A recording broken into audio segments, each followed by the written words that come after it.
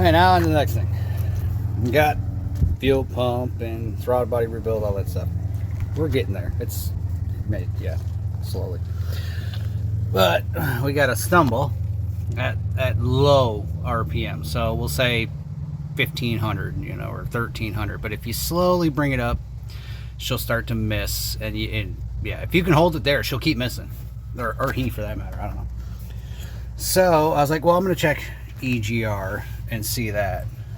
And then now you guys can see what I'm going to see. Okay, we're running good, right? I don't know how well you can hear it. Let's see. Maybe you can hear it this way. I'm going to spray the EGR diaphragm area. Even though it's disconnected, I'm going to spray down there. Before we put the throttle body back on, might as well check the EGR gasket too, because that looks toasty. I love it when the whole stud comes out too. I mean, that's supposed to come out, right? Yeah, look at that.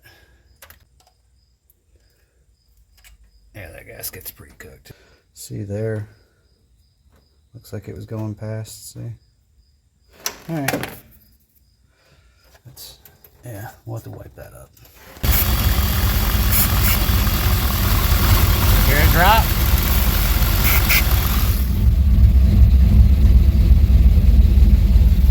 So yeah, I'm still gonna have to change that out. Well, I might as well check other places. I just did that, so. Yeah.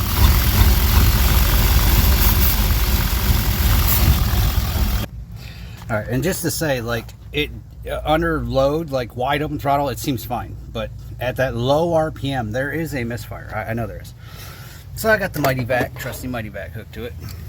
And this is, I believe, a negative back pressure EGR. But now we're going to give it some PSI here, and we're going to hold it. And then you see if it starts to drop off. If it starts to drop off, then obviously the diaphragm's shot. And yes, as you see, it's already dropping. Yeah, see? It's definitely dropping. So there is a vacuum leak, a diaphragm leak in that diaphragm. And now I got a good one I can show you real quick. Hang on. Alright, now I got a good used one. I don't know if this number will help you. Just in case you needed it. 57350 throttle body. With my Mighty Vac. And it will hold there. It won't drop. We can sit here. I've already done this. We can sit here for minutes and it will not drop. It will hold there. So that's what it's supposed to do. Now I'm going to get the light and see if I can show you what this diaphragm looks like in there. You can see this one, right? See the diaphragm in there, like it looks good, right?